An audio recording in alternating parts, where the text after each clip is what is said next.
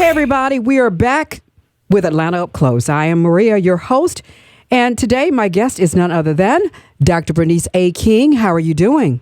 I'm doing great. Awesome. You're looking beautiful as always. Thank you. I appreciate Well, that. certainly. Thank you so much for always being available to us to come and share with everybody, because I think, we all need an update on you every once in a while. You and your family mean so much to us. Well, I appreciate that. It's good to have a lot of love. Okay, so certainly everyone, we know her, Dr. Bernice A. King, lawyer, minister, youngest child of civil rights leaders, Dr. Martin Luther King Jr. and Coretta Scott King. And she was only a toddler when her father was assassinated. 5 years old, right? 5 years old. 5 years old. Just turned 5, in fact. Okay. Mm-hmm. So we're going to get to, her life and all of that. But the primary reason I have Dr. King in here today is because we're coming up on the 60th anniversary of the March on Washington, which was, of course, August 28th, 1963, a moment that would go down in history. And the world was watching, too, as one of the most pivotal and influential events in the fight for civil rights. Mm-hmm. So how did it start back then? How you think things are going now, Dr. King? You said, how did it start? How did it start in terms of what the fight was for back then and what we're still fighting for or not? Well, let's contextualize the March on Washington. It occurred prior to the passage of the Civil Rights Act and the Voting Rights Act. And so at that particular time, segregation was still a reality in the South. There were still signs, black here, white here. We were denied access to things that we, freely enjoy today. Mm-hmm. So when he gave that speech, people need to understand we were not really full citizens in terms of being able to make choices on who we want to represent us in the mayor's seat, in the governorship, in the state legislature, in Congress, the highest office of the land. And that's the context from which he delivered his I Have a Dream speech. And, of course, he painted that picture of the conditions that we as blacks were living in and still suffering from since being, quote, unquote, emancipated. 50 years ago, he was speaking 100 years after the Emancipation Proclamation and basically saying after all these years, mm-hmm. the Negro is still not free. We don't have the right to vote. We still have to be concerned about the horrors of police brutality. We still cannot, and this is key, we cannot stop at that time, they had motels. So I'll use hotel for the sake of the conversation. We can't stop, and make reservations at a hotel on the side if we're driving somewhere long distance. Mm-hmm. We could only maybe if we had that green book, we could find locations that were safe haven. Mm-hmm. But you didn't have the freedom to just, check into, a Holiday Inn or a Residence Inn at Marriott. You couldn't do that back then. Right. So he talked about all of those kinds of conditions. And certainly the economic conditions, the bad check, the bounce check, mm-hmm. The return of the check, marked insufficient funds. So that's the context in which that speech was delivered. Now, let's come to 60 years later, which is the same year I was born. I was born in 1963, March to be exact. So that was my 5th month birthday when he gave that speech.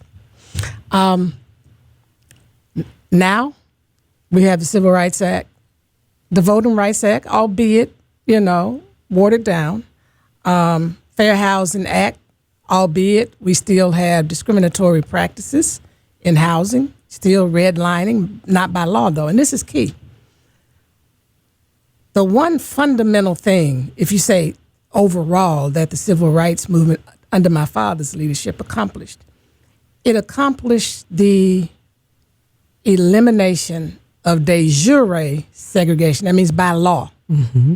So it was legal for them to tell you, you can't come in this door, you can't enter, into the theater and sit, in any seat you want. You don't, you got to pass, the literacy test. If you're not grandfathered in, you can't vote. I mean, literally, they wiped out de jure. So I wanted people to understand when they say we didn't accomplish anything and we're going back. I don't think we're going to get back to there. Mm-hmm. The other thing is, there were 10 demands. When we talk about this, we get caught up in just the little small aspect of my father's, finale of his speech, the I Have a Dream portion, the one that makes all of us, kind of feel warm inside, and for some people, guilt-free. But the reality is, with us not having the right to vote at that time, and now we have the right to vote. So then we were basically majority outside of the room. Now we're inside of rooms. We were even outside of the corporate executive suites and boardrooms. Does that not mean we still have a lot of progress we need to make in that regard? Certainly. But now we have people on the inside who can cast a vote for things that represent us as a community. And that's from the State House to the White House to Congress, and to the commissions and to the school boards. So for me, that's the major change we need to understand. When they went there with those 10 demands, they were asking for comprehensive civil rights legislation. They got that. They were asking, for basically some kind of policy to prevent, or at least something that says you cannot discriminate in housing, where there's federal funds provided. You can't discriminate in employment. I mean, these are the things that we are benefiting from today. When people say, it's the same, it's not the same, because you can now, go to the EOC. You can file complaints that they would be ignored back then. Injunctive relief. If your constitutional rights are violated, the Justice Department, that didn't exist back then. Right. Today, when we think about, just look at George Floyd's family, the ability to be able to get the Justice Department involved for a civil lawsuit, because your constitutional rights are violated. Those are the benefits we have. And the reason I'm saying this because I don't want us to be ungrateful for what we've inherited, because sometimes ungratefulness can cancel out things. We live in a world that's not just natural, it's a spiritual world. So you gotta make sure that you don't violate spiritual things while you're doing things in the natural realm. That's a whole nother discussion. But at the same time, we have what we call, Daddy called it back then, white backlash. There's a backlash today. Some people can call it a Republican or a conservative backlash, a Trump backlash, if they want to call that, a white backlash. Nonetheless, whenever you're trying to progress as a nation, there's going to be backlash. I'm not sure we've always prepared for that as we think about the things that we want to see implemented or instituted. You have to also have a plan and a strategy for the backlash. And so I think we have consumed ourselves so much with getting legislation passed that we didn't put something in place to say, we know there's going to be a backlash, so let's already have the strategy in place. So to me, those are the problematic things today. And yes, there's still discrimination, but there are policies and procedures now. There are laws that we can benefit from. There are people trying to erase the history so that a whole new generation will grow up not really realizing, that blacks were enslaved, brought here involuntarily, and what slavery looked like, without the knowledge that they were brought here because they had the skill set, not because because slavery benefited them in terms of skills, which is, down in Florida, that's the whole thing. They're wanting to teach about slavery being beneficial to the black community. No, slavery was beneficial to the United States of America, the economy. Everybody who is benefiting from this economy and participating in this economy in the United States of America, black people who were brought here involuntarily, in chains, mistreated, destroyed, mutilated, everything you can think of, some obviously surviving, all of that built this economy. Dr. Bernice King is here, everybody, and we're talking about, of course, the 60th anniversary of the March on Washington. And you talk about plan of strategy and things of that nature. I know we talk about Florida. We won't get to that a little bit later on the second half of this interview, too, because you have your brothers of Alpha Phi Alpha who are pulling out their national convention because of the standards that are now being changed in the state of Florida. So when we talk about the 60th anniversary of the March on Washington, everybody, and that is happening August 26, 2023, at the Lincoln Memorial, of course, 60 years ago. Some aspects, it is a long time. Some aspects is not so long ago, right? I would say so because I'm 60. So I like to think of myself as young. Right. Which means you think about, I haven't been here many years. Right. So when you talk about plan of strategy, do we gather and continue to remember and have these remembrances of certain events? I think anniversaries are important. Okay. Because as you move further away from what those anniversaries represent, people will not be able to, know what actually happened. I mean, the Bible, when the children of Israel crossed the Jordan, God asked them to put these stones out so that your children, your grandchildren, future generations would be able to remember what took place here. Mm-hmm. So anniversaries are important for that historical context as you move further away. Because again, common saying, if you don't know your history, you're bound to repeat it. Right. So we want to do the anniversaries. The question is, how do we do the anniversaries? People have varying ways. Some people feel like mass marches and demonstrations and speeches are the most, significant way. In some respects, I think that's good. But also remember, they didn't just go to Washington, D.C. to demonstrate and to express their grievances. Their demonstration was accompanied by legislation, as we talked about, the 10 demands. So it's important that when we do that, we attach some legislative policy demands. Mm-hmm. I'm not sure what they are this year. I'm not saying they don't exist. I'm just not aware of them. And I've heard some other people say the same thing.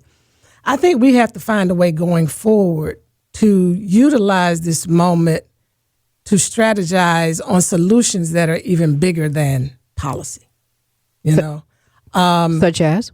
Well, innovative things. I'm a part of a business with Ashley Bell, where Ashley, he's an innovative person, and it's going to take innovation now dealing with all of these pushbacks. So Ashley says, look, we have this credit system that is not fair to most Americans, but we know when something's not fair to them, it hits us, 100 times over. So because one of the ways that you develop wealth and generational wealth is home ownership, and we lag in that area as a community. And the way in which you qualify is through credit scores and obviously having the money for the down payment. We decided, let's create a fintech, a finance company with a digital platform where people, like with a Cash App, they will have, a card like that they can use for any kind of purchase. We're going to allow them to become a part of Ready Life. They can pay their rent on time every month. So we're creating a new credit system. Okay. We're saying if you can pay your rent on time, you're worthy to be able to get a mortgage. Why shouldn't you? You pay your utilities on time. And so that's a way to get around some of these practices while we're still working on the lane of policy and correction of policy. We can't wait around and just for the policy. We got to start thinking outside the box. That's what this whole new generation is about. They're creative. They're innovative. They're saying, okay, let's do this a different way. And coming to Washington, D.C. on August 26th, 2023, after you've said all of that, the advances that we've made, okay, so why do you feel everyone wants to be in Washington, D.C. on August 26th? You mean why do some people want to be? Everybody's not going to be there, obviously. Whenever these things take place, it's only it's less than what 0.5, 0.2. Okay, why do those who are going to be there? Why do they feel the desire? Some people don't want to be left out. If we might be frank, because let's be honest, media. This is a media moment because it's an anniversary. It's the 60th anniversary, and so press give you an opportunity to get press.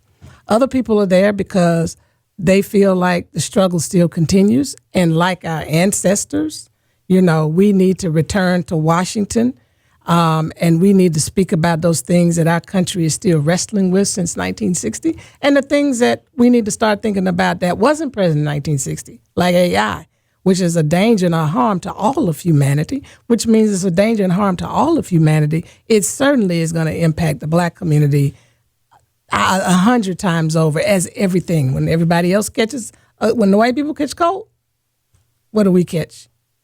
The flu, COVID. So, people go there for different reasons. And everybody doesn't necessarily go to the march. There are other events that happen around that time as well because people know people are gathering, just like the Congressional Black Caucus. When that foundation gathers people together, they are all coming from different aspects of the work, organizations, civic organizations and corporate leaders, who are involved in social impact work. So different things occur during that congressional legislative weekend. Mm-hmm. The same thing here. So people are doing varying things during that time. But marches and demonstrations today are different than back when my father and them right. did. Back then, as I said, they had demands. Back then, it was probably one of the strategies they had because they were outside the room. Right. So there's so many other ways that we can commemorate this day. We can use it as a target. Over the next year, we're going to create a coordinated effort. If there is a policy, we're going to create a coordinated effort over the next year to try to get legislation passed. Let's say the George Floyd, I forget, policing, what is it called in policing? I can't remember the act named after George Floyd, right. Dealing with police brutality. Well, in order for things like that to pass, there has to be not just a gathering of a march, but there has to be a strategy and there has to be marching orders for everybody depending on where they are situated. If you're an institutional leader, if you are part of a local civic organization, if you're a faith leader, if you're a small business leader, if you're just an individual, what is that strategy? I can't say today sitting here, I know it, because it takes a collective to sit together as Daddy and them did to really think through what is the strategy to get this piece of legislation passed. Because those in Congress, that we know have our interest are going to vote for it. But how are we going to get these others? And why do we continue to show up, in your opinion? Whether we're coming up with a strategy, whether we're celebrating in different ways. Reconnection. Okay. Re-energizing. Recommitting. I think people do that all the time. And we're used to doing these things. I mean, let's just be honest. Every year we do the King holiday. If I might be frank with you, I'm exasperated on doing that every year because I want to focus on how do we take this moment in time and turn it into some things that we can solve. I don't know what that looks like. The day is important, but we have to make the day the start of something we're going to do for the next year or two, whatever we're trying to target, that may take whatever time it needs to take.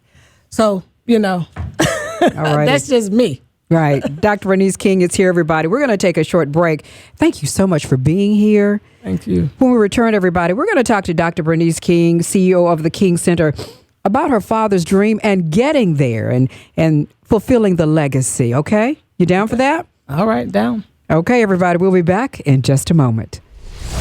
Hey, everybody. Welcome back to Atlanta Up Close. My guest, Dr. Bernice A. King, lawyer, minister, youngest child of civil rights leader Dr. Martin Luther King Jr. and Mrs. Coretta Scott King, CEO of the King Center. How you feeling right about now? I'm feeling good, Maria. How are you feeling? Oh, I'm feeling really, really good right now. I've got one of my favorite people in the room with me yet again. You're always here. You are always serving, trying to achieve that beloved community that your dad wanted so, and your mom wanted so much. So talk to us about that. I mean, when you talk about the beloved community, what does that mean exactly? That's a good question. Most people think it's a utopia, something that we can never achieve, something that's ideal, an ideal, but it is an achievable, realistic vision. And that can be manifested. If we first understand our interconnected and interrelatedness as humanity and our responsibility to create a society, a nation, a culture, whether we're talking about a corporate culture, or a community that, one, respects the dignity, worth, and value of each and every member, that ensures that the way in which we engage people, we do it from the mindset that we are interconnected, interrelated, that we want to make sure the decisions we make regard the dignity and worth of that individual, that we work through conflict that will be a reality. Because most people think, oh, beloved community means we don't have any conflict or differences. No, that could be furthest from the truth. We will continue to have differences because we're different people. We have different, perspectives. We have different cultures, different backgrounds. But we learn to manage it in a way, again, where I'm connected to you as a part of humanity. And we are committed to finding win-win pathways and fighting against those things that are trying to threaten to overtake and diminish our humanity. So that means wherever there's injustice, wherever there's, any kind of discrimination, wherever there is hate, you fight against those things, not against the people per se. Now that's difficult for most people because the hate is coming from the person. But Daddy taught us the way of nonviolence, which is key to creating the beloved community. You can't even do it without a full understanding of nonviolence as a means to getting there. And so you kind of recognize that's a human being. They are doing things, as we talked earlier, they're evildoers, not evil people, evildoers. And what they are doing is unjust, it's not right, and I'm going to attack that thing that's not right, but I'm going to figure out how at the same time I'm attacking that, all of my aggression is going towards that. But I'm still keeping my focus on making sure that I don't diminish, demean, and denigrate that other person. So I don't want to go to their level. I don't want to be pulled to their level. I'm trying to address the evil, the ugliness, expose it if necessary, not just call out, but expose it and try to call people in and up, But all of this is difficult. I get it. But that's why nonviolence is the key. Learning it. It's a discipline. And you then have to practice it on a daily basis, not just one time, not just for one cause or one campaign, but as a way of life. Oh, the struggle, though, right? I mean, it's going to be a struggle. Well, yeah, and because I'm talking about you. But we had examples. We're working ahead. We're making advances. We're doing this. We're doing that. We have historic levels of violent crimes now. Oh, yeah. We have, of course, threats to democracy now. I mean, how do you, I guess, survive the struggle or catapult above the meanness, the hatred, the evildoer, so to speak, and still be able to achieve, what your father wanted? I think that's why the Bible says to Christian people, above all else, guard your heart. Because if not, you add to the evil. You add to the injustice. You add to the hatred. So you don't want to become that which you're fighting against. That's the first thing. The second thing is good and evil is a reality. Even God said in the Bible, I set before you today life and death. Choose life that you and your children may live. And so we're always constantly surrounded by good and evil. We want to gravitate towards good. We want to walk in the light, recognizing darkness is there, but we have to be zealous. You know, we have to be determined. You got to be vigilant. You can't just expect and feel like I'm entitled to everything being good. Well, what makes me more superior than any other generation who's had to face evil? You know? And so evil is present. Don't let the evil consume you. Fight the evil. And the more of us that collectively coordinate and come together in a spirit and a power of nonviolence, we can at least diminish the evil. That's what's important. I don't know if we'll ever get rid of all evil. You know what I'm saying? I mean, that's the mystery. You know, but if I spend my energy on that, guess what's going to happen? I don't have the creativity and I don't have the openness to be able to be used for me personally by God. Because if I'm always caught up in, you know, just these evil people, that's my energy. That's low level energy for me. I need to be using my energy to try to pull everything up because, you know, let's just get into it. Mm-hmm. This whole thing with President Trump, whatever people's perspective is on that, I think too many people have consumed themselves with Trump. What do you mean? I'm saying we let Trump control our mindset, our emotions, period. Now, the people who are the elected officials who are doing their job to address the things that he's been doing, they're doing what they're supposed to do. But we get caught up in, and guess what? Daddy said, I wasn't concerned about the Ku Klux Klan's persons. It was the moderate, good white people I was concerned about. For him, the issue wasn't the individual people who were doing the evil deeds. It was the moderate people who sat back and did like that monkey. See no evil, hear no evil, right. Speak no evil.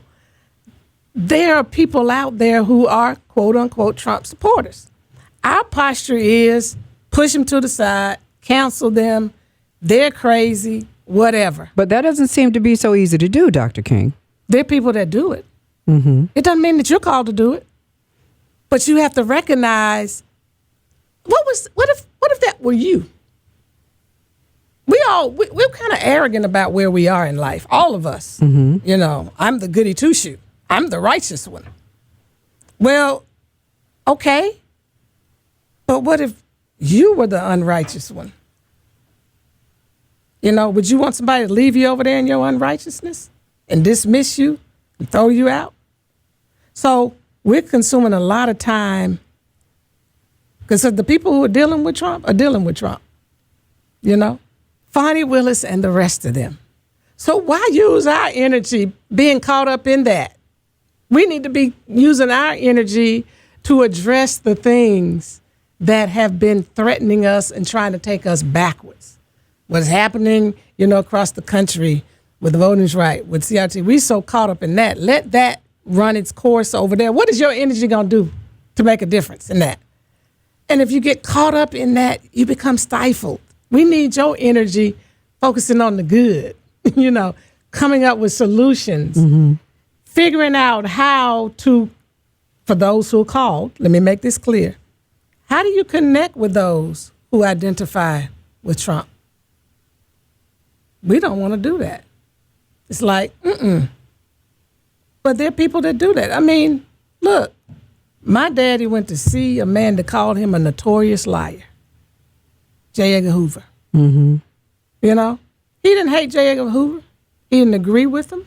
He challenged the things that he was doing, but he did not dismiss him as a part of the human race. He went to deal with the issue. Did Hoover change? No, but that's not his responsibility. He did his part. There's so many people out there that we're just leaving out there. If you leave them out there, guess what? They're going to continue to be taken advantage of by people like Trump or DeSantis or whatever. And what do you feel the onus or the responsibility of social media is on all of this? You spoke of AI earlier, still advancing, people getting stuck, just sitting there and watching and doing and reacting, to all of this. And in terms of trying to make that dream happen, what part does it play for or against in you? Well, it can play a powerful role if we use it right. But if we use it to go back and forth to be combative with people, then it's wasteful to me. How can we use it on a more productive way, you feel? Well, I mean, look at the way I use it. I use it as a form of correcting when somebody says something about my father out of context. The other day, I love Vernon Jones. He's a friend of one of my cousins. But he said something about my father and talking about him and others being indicted for trying to overturn the government. Nothing could be furthest from the truth. So in that case, I felt like I needed to put a correction there and then give a link to show you that my father was indicted because because of the boycott against the Montgomery bus city line. That's not overturning the government. Right. You can't put apples and oranges together like that. So I spent time and let that sit there. But am I going to go back and forth with him? I'm going to let the truth sit there because it's bigger than Vernon. There are other people out there that might run with Vernon's thing. And if they see mine, it could change their mind. I can't spend my time saying, oh, no, those people ain't. I got to believe that what I'm doing in this universe is making a difference. I got to believe that I'm sowing a seed. If you don't believe you're sowing a seed when you speak a truth, then why even waste your energy? It's not up to us. And this is where my Christianity comes in. Paul planted, Apollos waters, God gives the increase. Say I'm Paul. I may not be the waterer. I may never see the increase, but I did my part by planting the seed, or I might be the one that watered. So if I'm doing my part, I need to be content with doing my part. So that's what I would say with regard to that. So use it in a positive, constructive way. Use it to educate. Use it to give critical information. Do you know how disconnected we as a community are from many of the laws and policies that get passed and never get to their realization because people were totally unaware that perhaps there's a pot of money available for certain things? I mean, this is happening over and over again. And that money ends up sitting there and eventually goes back because we didn't spend our time, for those who are in the know of whatever that is, letting people know this is how you access it. Use it the way John Bryan does it on LinkedIn. He's educating. Yeah, he's pointing back to his company, but he's also educating people around financial literacy, things that are related to the system. How do we make this work for us? Instead of getting in the small, talk in the weeds of being combative. And who wants to, look, you were created with higher thought. Why are you using low-level energy and words when you got so much more inside of you that God gave you? Use it. Dr. Bernice King, it is always an honor to have you here, everybody. Not a commemoration, a continuation, the 60th anniversary of the historic March on Washington. You've just left us with such greatness here today. What more could you say? I just want to conclude with this. I was told growing up, it's better to be alone and be yourself than be in a crowd and be someone else. We are too many crowd pleasers. We're too driven by our emotions. And so when I show up, I'm going to show up as the distinction. I'm not going to show up as a blend. And that's what we have to realize. We go on social media, when we show up in these places, don't show up to blend. Show up to stand out and stand out in a positive way, because that's what our world needs today. It don't need more of the same. That's the easy thing to do. Use your mind, use your creativity, use all of those cells, that millions of cells, billions perhaps, in our brain that we're not even tapping into. That's what I'm talking about. If we want to change the world, God started it with a thought. Thought is very powerful. Use your brain to dispense high-level thinking and words, and stop putting out low-level words so that people continue to stay at a low level. We got to bring people up and out. Dr. Bernice King, always, thank you so much for joining us on Atlanta Up Close. Thank you. Everyone, thank you for listening. And of course, you can always listen on the Odyssey app. I'm Maria Boynton. V103.